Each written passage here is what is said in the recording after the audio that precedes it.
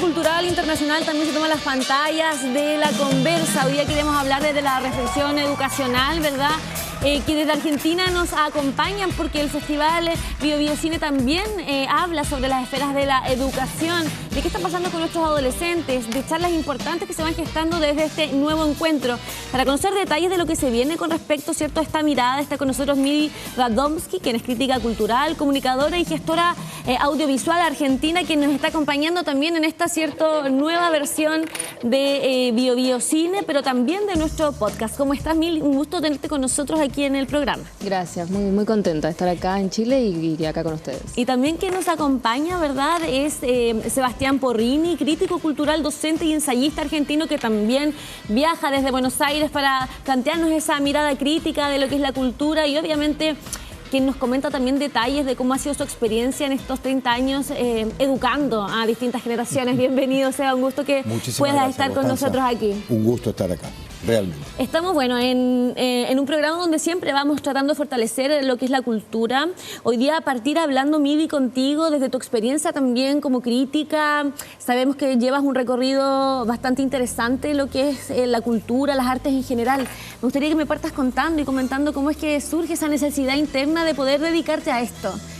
Bueno, yo creo que con Seba compartimos, y es un poco lo que hacemos en nuestro programa, este interés de que la belleza no sea solo un tipo de placer, sino también un sinónimo de la cognición, ¿no? Y que es tanto más interesante el disfrute de lo artístico cuando está ligado al conocimiento, y para eso se necesita un proceso de estudio y de reflexión filosófica que creemos que está a la altura del disfrute, y por eso me gusta tanto la crítica. Y a veces crítica es una palabra que por ahí tiene mala prensa, pero en el sentido de criterio, no de criticar, sino de discernir y de poder tener una mirada sobre eso que es muy valioso. O sea, aquí hablamos también de todo ese trayecto que has ido construyendo con el tiempo, no solo a través de la cultura, sino que a través de la educación. Hablábamos de la importancia de generar charlas que nos den ese contenido, de la necesidad de poder instruir a las nuevas generaciones a que encuentren cosas profundas en sus vidas. ¿Cómo lo has vivido desde tu trabajo educativo? ¿Cuáles son las principales carencias que hoy día vemos en los jóvenes, las jóvenes,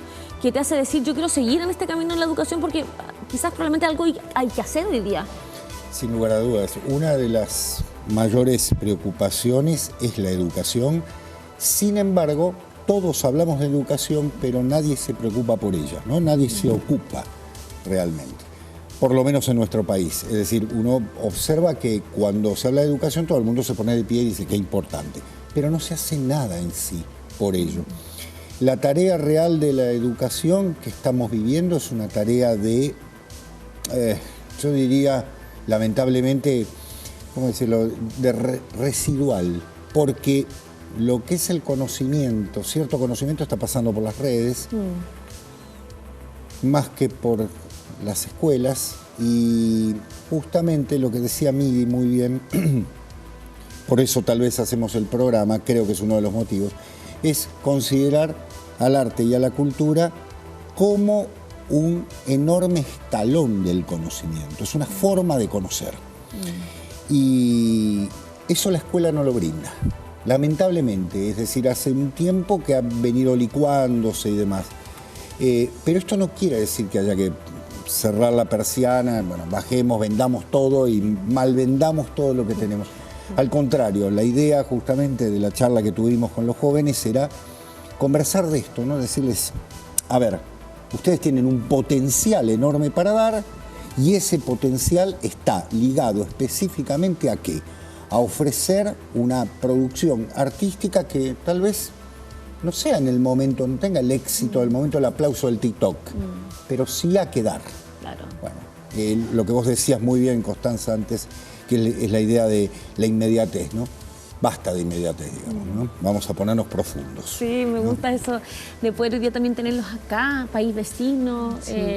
Bueno, Buenos Aires, yo creo que polo cultural, desde lo internacional también.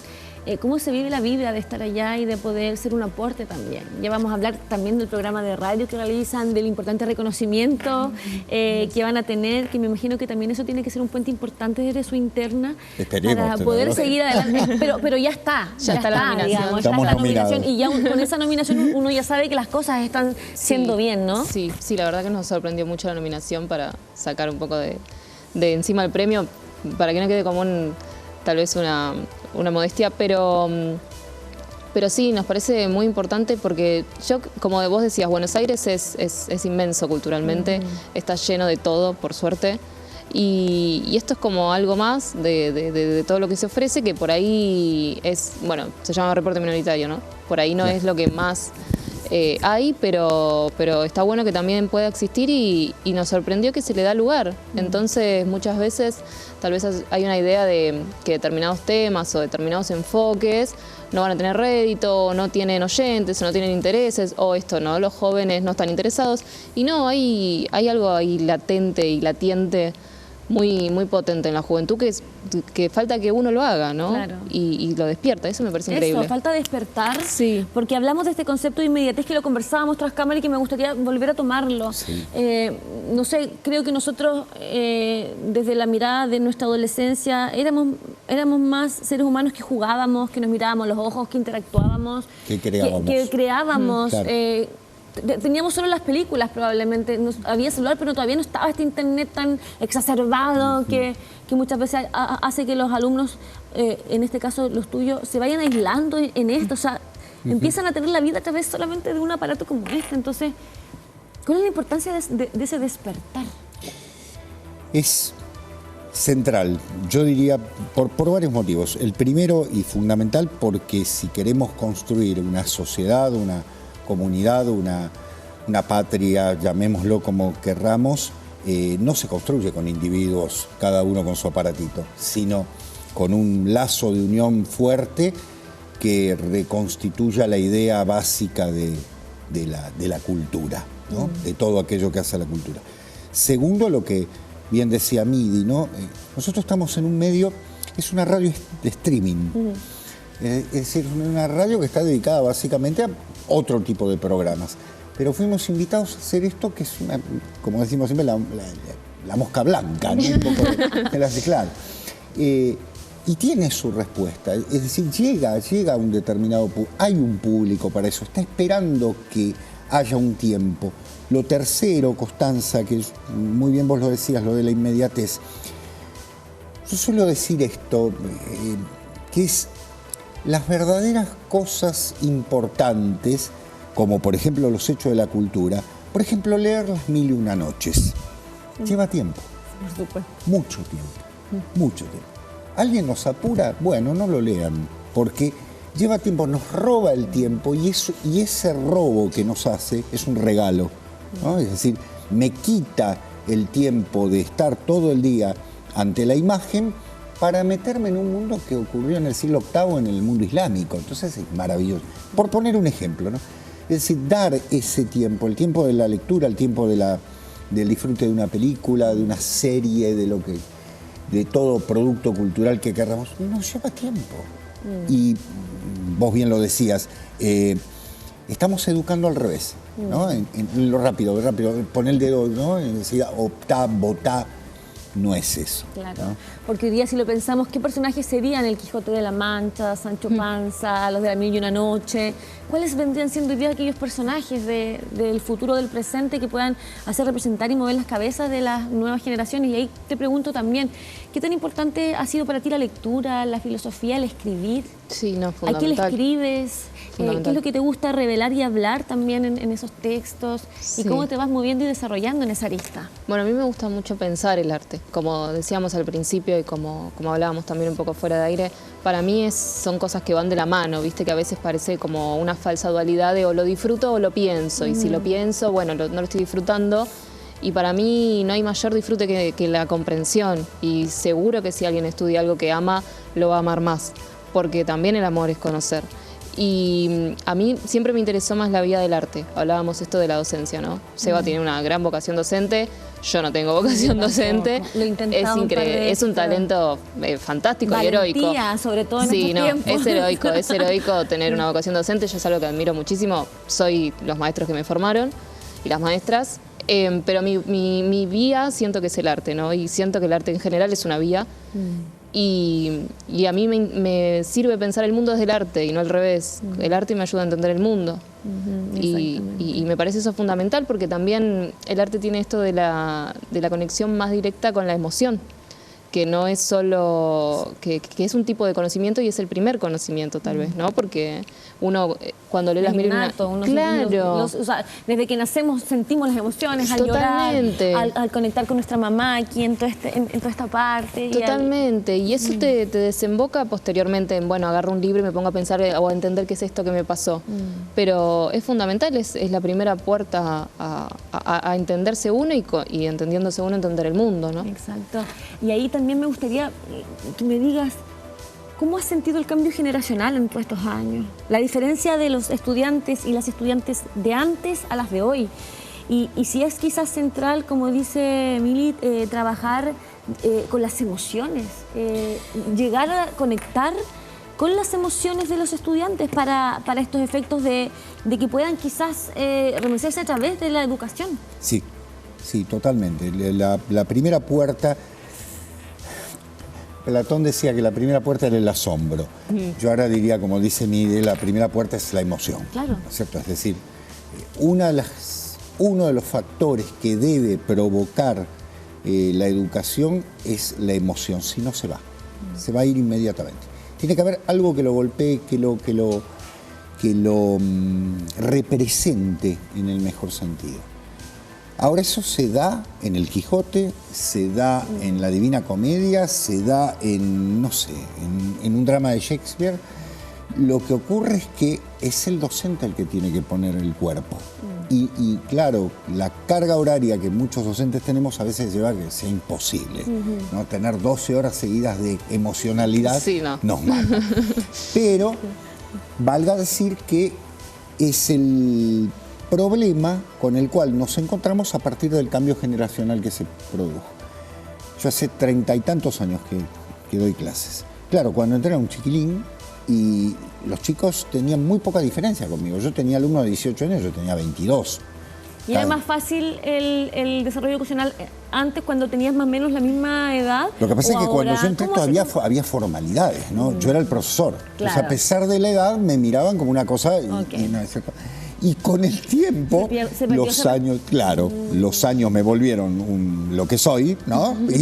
Y la distancia es más enorme, pero los chicos me tutean. Cosa que era imposible, ¿no es cierto? Entonces hay otro discurso, hay que trabajar eso, porque hay una generación que baja los brazos inmediatamente, es verdad, que también la hemos educado para bajar los brazos inmediatamente, porque le facilitamos todo. Bueno, pobrecito, tiene problemas, ponele un 7. 7 en Argentina es aprobado, ¿no? Entonces uno dice, no, exijámosle. Va a salir, algunos me dicen, sos un antiguo, sos un retrógrado. No, digo, exijámosle, no le regalemos todo, porque lo va a valorar. Y es lo que termina pasando con algunos de esos chicos. Bien, es lo que hay que hacer. Quería preguntarles también por el uso también de la inteligencia artificial, por ejemplo. Hoy día vemos a muchos estudiantes resolviendo trabajos y tareas que a nosotros nos costaban semanas. Sí. Porque teníamos, no sé, que trabajar todos nuestros textos y todo lo que aprendíamos con nuestro puño y letra. Sí. ¿Cómo lo vas viendo hoy día también esa gran diferencia también educacional y creativa? Porque hasta hoy día las creaciones artísticas se basan en la inteligencia artificial. Sí, bueno, es un tema muy frecuente en nuestro programa porque es un tema súper en auge. Yo creo que ni hablar que no tenemos para nada una mirada antitecnología. De hecho, el cine es producto de la mecánica. El problema con eso es justamente que no tiene un propósito. Y como todo, como cualquier cosa en la vida, si no está encauzado, ahí empiezan los problemas. Y en esto que decimos de la inmediatez, de la juventud, esto, un poco el marco de la charla que dimos, esta gran como desesperanza colectiva en la juventud hace que no haya un propósito. Entonces eso se ve y se trasluce en la tecnología y en el uso de las inteligencias artificiales que no tienen propósito, más que facilitarnos la vida. Sí, y con cosas muy mecánicas. Y ahí está como el kit de la cuestión. que se vuelve mecánico, más allá de las máquinas y de lo que uno crea. El problema es que uno se vuelve un robotito, no es solo como el robot que uno crea, sino que eso nos termina manejando como humanidad, ¿no? Y ahí empiezan los problemas. Totalmente de acuerdo. De hecho, la idea de pensar una inteligencia ya de por sí me parece un espanto, ¿no es cierto? Porque los seres inteligentes somos los seres humanos. La inteligencia es una cualidad humana. Que después eso se quiera separar, lo que estamos generando es una máquina de respuestas nada más, pero no la máquina maravillosa que significa ser un ser humano que se equivoca. Es decir, cuando uno trabaja, cuando yo mando un trabajo a los chicos, y a veces lo hago hacer en clase a propósito, para que estén escribiendo a mano, ¿no? Claro, me miran con odio y después les digo, después me vas a entender. Cuando lo hacen, yo inmediatamente lo empiezo a leer y le digo, ¿lo hiciste con inteligencia artificial? No, profe, no, mentira. Digo, mira, este fragmento que me decís acá, conforme a lo dicho, ¿cuándo usaste el conforme a lo dicho? No, profe, está bien. Claro, le digo, pero hacelo vos, equivocate, porque es maravilloso que te equivoques. El error a mí me pone muy contento, porque quiere decir que lo pensaste. Claro. Bueno, se equivocó. El tema es que también hemos condecorado o hemos puesto en el cuadro a las personas que tienen éxito. Entonces tiene éxito, entonces tiene que tener éxito. Todo lo demás es un fracaso. Y el Quijote es un fracaso. Eso, a mí me gusta el fracaso, porque es un compromiso, porque nos ayuda a seguir, a reinventarnos. Porque aparte te caes y volvés a levantarte. Claro. Exacto. El éxito ya llegas al tope, en cambio, al fracasar uno va con el tiempo evolucionando, creciendo, desarrollando. Y ni hablar de Está la de idea. moda el fracaso y hay que verlo así. Ni hablar y ni sin mencionar la idea sumamente plástica que tenemos del éxito también, porque tampoco el éxito que se entiende por éxito es algo muy banal también. Entonces es incluso repensar qué es ser exitoso. Claro. Eso, yo también quería preguntarles cómo funcionan en comunidad dentro del proceso, por ejemplo, de lo que es la radio, de lo que es el programa. Cuéntenme cómo se llama, lleva un año, y cómo han trabajado ese fiato también de poder desarrollar comunicacionalmente un producto que pueda hacer hablar de estas cosas. Es muy natural, ¿no es cierto? Sí. Porque ¿Cómo surge el proyecto? El proyecto surge porque habíamos hecho algo muy humilde con Lucas Rodríguez y conmigo, que se llamaba Proyecto Porrini, mirá el delirio, ¿no? Lo había puesto él. Y en el segundo o tercer programa, Lucas me dice que invita a Midi, a quien yo no conocía, al programa. Bueno, con Midi tuvimos inmediatamente una comunicación. Dijimos, cuando empezamos a hablar de 2 o 3 autores, yo le dije, Midi, ¿por qué? Sí, estamos de acuerdo. Muy bien. Lucas, entonces salimos de filmar ese programa y nos pasamos los teléfonos. Y empezamos a mandarnos mensajes por WhatsApp. Sí. Lucas se le ocurre la idea de la transformación de ese programa en un programa nuevo y me dice, pensé en vos, en Diego, que es el tercero, no está aquí, pero en Diego, que es compañero de toda la vida, y en Midi. Yo le dije, sí, inmediatamente Midi. Somos de generación. No solo supero al padre de Midi en edad, o sea, puedo ser su padre perfectamente, pero nos llevamos perfectamente bien. Es decir, nunca hay una discusión de un tema, y si la hay es porque decimos, pongámoslo primero mejor, en vez de aquel, ¿no? Claro. O sea, al contrario, los dos tiramos. Sí, es esto que decíamos del cauce, ¿no? Del propósito. Como estamos encausados para un mismo lado, el programa... yo creo que es un milagro que exista, y como mencionaba Seba, es a partir de Lucas Rodríguez, que es una persona muy famosa en Argentina, es streamer y demás, y a él siempre le interesa también mucho el tema del arte y usa sus redes como para expandir eso, y de ahí nace Proyecto Porrini, que después deviene en Vorterix como reporte minoritario. Y creo que es eso lo que hizo que exista el propósito común, que es hablar de esto, que esto tenga un espacio y que se puede, que no es algo o sea, sí, es de nicho, pero se está lleno de gente interesada. Ojalá en eso. hubiesen muchos más programas como este de nicho que nos enseñen a reflexionar, a repensar y a comprender la Aparte cultura. incómodos, porque somos incómodos en muchos aspectos, claro. Hay dardos que van y vienen en la conversación. Sí, tenemos un chiste en el programa que es la cornisa. Decimos, Claro. momento cornisa y hay que cambiar de tema. Claro, Sí, sí. Empiezo a decir algo y me Se dice levanta la voz en algún momento. cornisa, Cornisa. y nos tratamos de Punto usted. de inflexión. Otro Claro. punto es que nos tratamos de usted, Ah, ¿no? Esa es la perfecto. condesa. Yo soy el doctor, entonces, y Diego es el procónsul, El procónsul, entonces claro. nos tratamos de usted y el doctor cornisa y yo me callo. Digo, Oye, bien. bueno, y poder abrirse y ampliarse a venir a países vecinos que tienen mucho de diferente también culturalmente hablando y que lo hablábamos. Mucho que cuesta ser actriz o actor o artista en Chile. Es una pelea Sí, lo sé. y es un trabajo constante, es doloroso, es triste. Lo digo porque soy actriz y de verdad que cuesta mucho poder hacer procesos, proyectos. Y, por ejemplo, uno que ve de repente o conoce Buenos Aires, se ve la diferencia, se ve en los teatros, se ve lo hermoso que es la cultura en lugares como este. ¿Cómo se siente hoy día estar en un país que cuesta tanto? Y hay tanto talento, pero igualmente cuesta tanto. ¿Qué les parece sembrar y construir en base a lo que están haciendo hoy día aquí en nuestro país? Nosotros nos sentimos honrados, creo que lo digo por los dos, ¿no? Sí, ni hablar. Evidentemente. Tampoco hay que ni idealizar aquello, porque es de verdad. en Hay Buenos Aires diferencias, sí, hay sí, te lo acepto y demás. Pero pensá, Constanza, ustedes tienen 2 premios Nobel de literatura, nosotros ninguno. ¿Bien? Entonces, a ver, si empezamos a contar medallas, las cosas se ponen complicadas. Es decir, ha habido y los habrá un enorme caudal de intelectuales chilenos que respetamos y demás. Yo, simplemente por ser muy polémico, pero ustedes han dado a un Pablo Neruda, hoy complicado en muchos aspectos, a una Gabriela Mistral, ¿no es cierto? Han dado a un Miguel Serrano, complicadísimo, pero que cruzó las fronteras. Han dado a un Gastón Sublet. Qué bonita respuesta. Bueno, Eso es lo que nos hace también seguir como artistas, el mirar y Totalmente. decir, si ellos pudieron, nosotros también queremos poder. Pero, por ejemplo, sacaron el ramo de filosofía. ¿Se puede hablar de arte y de cultura sin la filosofía para el desarrollo del ser humano, por ejemplo? No, yo creo que no, pero por esto que hablábamos de la filosofía del arte, ¿no?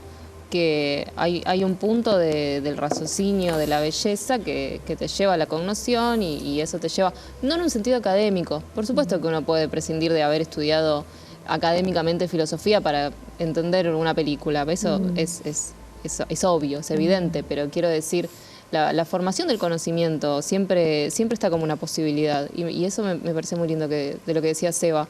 También hay algo propio de cada uno y de estos otros espacios y de estas intercomunicaciones y de este espacio y de este festival y demás que siempre va a existir y que siempre van a existir las lateralidades y creo que ahí existe la posibilidad de eso y no se puede sin filosofía pensar el arte, pero tampoco creo que el sacar académicamente la filosofía va a lograr eso, ¿me explico? Exacto.